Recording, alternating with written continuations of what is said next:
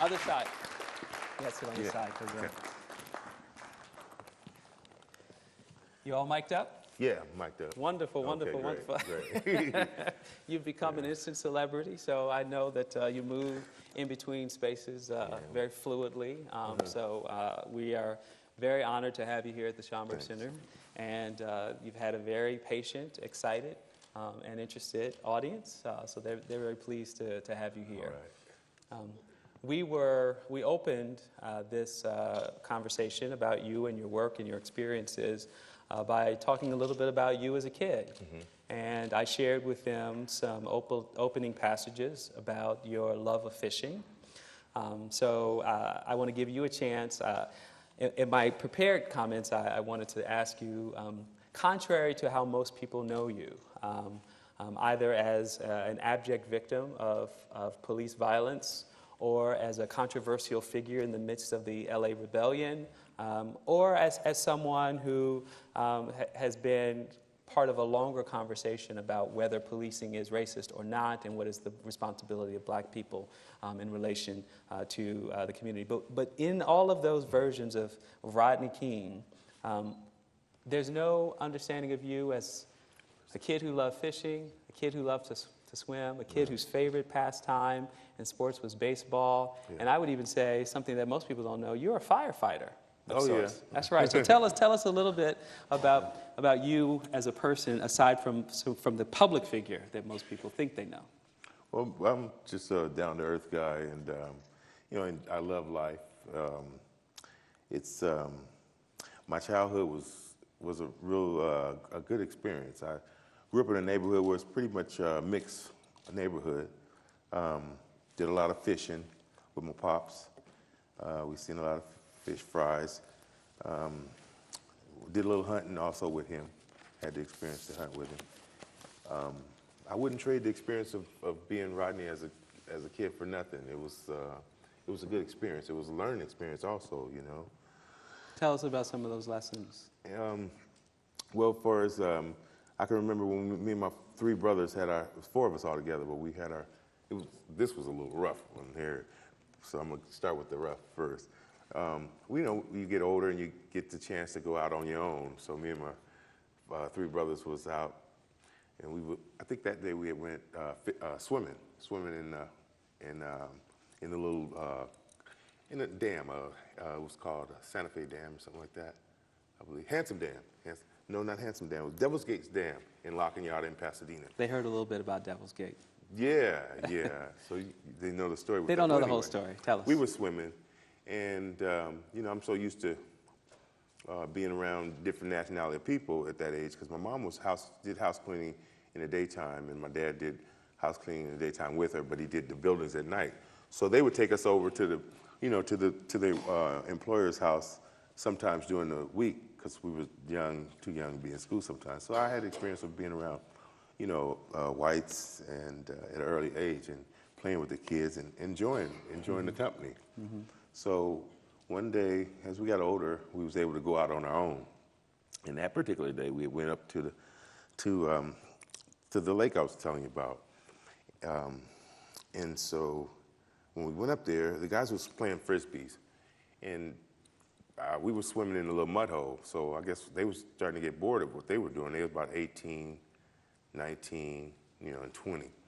They were older than us, because we were like 8, 9, and 10, I'd say. And so I seen this guy tying this rock up with his belt, he was fumbling with it, trying to get it on there. And so the guy gets the rock on there, and he starts swinging his belt around, and they start cursing and stuff like that. And so I'm watching, and my other brother, I'm always the one that noticed something that's about to happen for some reason. So and so what I did was I got out of the water real slow and left my other two brothers swimming. And I was so scared because I seen the other guy coming down to the lake with the rock and on the belt that he had. And he got in that water with my brother, with my oldest brother, and he tried to get him so he could tie him up with that rock and that rope, that belt and the rope. And anyway, my youngest brother saw him what he was doing, he went down to the bottom of the lake and got some sand and threw it in the guy's eyes.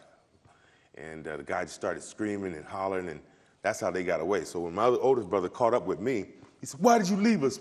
He called me all kind of names he could. "Why did you leave us, you little punk?" And it wasn't punk, but he was cussing he was cussing me out, and I felt so bad because I felt helpless, and I was just so scared, First time we had went out, as three brothers, and we ran into that kind of,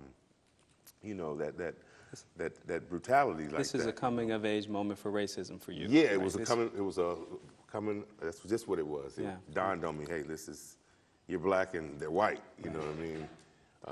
And I think you were, you described certain aspects of your childhood, and you mentioned them here about sort of a world that wasn't shaped by racism, Exactly. that it was open, that you had relationships with all sorts of people, one of which not so much a person, but you described your dad's favorite music. Mm-hmm. I think that was surprising. He loved country rock music. He was the only black guy, I think, in the neighborhood who liked country white music, and he loved it. Yeah, that's what he listened to while he was out on the lake and everything.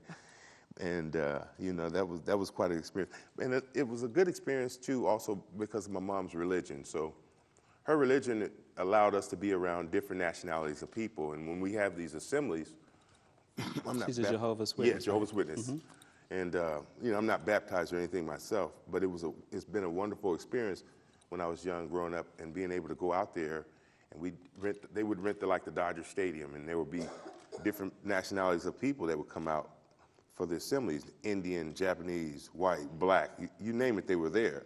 And so during the lunch hours, we would all help in preparing the food. So we got to know a lot about different, cultures and what they like to eat and stuff like that. And it was such a together and a warm feeling being with all those nationality people. And no one knew each other, and everybody was just so happy and friendly.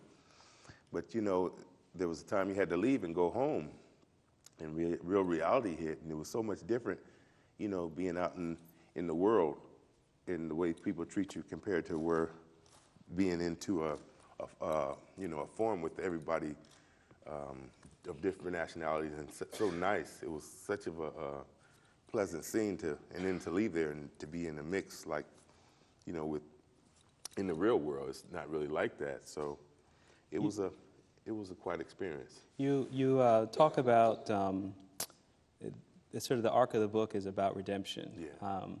And you describe in the book that you were influenced through your mother's faith, but did not embrace religion. I'm curious, though, in terms of sort of the full trajectory of childhood to the beating, to the rebellion, to the afterlife, to today. Has her influence shaped you in ways that even if you aren't practicing, don't practice a faith, but her influence in somehow has sort of given you a sense of your own humanity? Yes, what it did was with my mom's religion and us having a ground like that, it kind of set the tone for my life, for the rest of my life. And it helped me not to hang on to anger, or be a racist towards my brother, It gave me structure, I have something forward to look for, there's a God out there, there's a Jehovah God out there. And, I always look forward to that day when the world will be at peace and everybody can come together and get along, and be there. We're going to talk about getting along, because I think inquiring minds want to have a context for that. Can we have the first slide? So we have some pictures behind us, many of which will be familiar to you, of course. Yeah, that one. Ouch. Yeah, this is that night, and I wanted to read what I thought was one of the more moving passages, as you describe actually what's happening before the camera is rolling. Mm-hmm. So this is what you described. You said,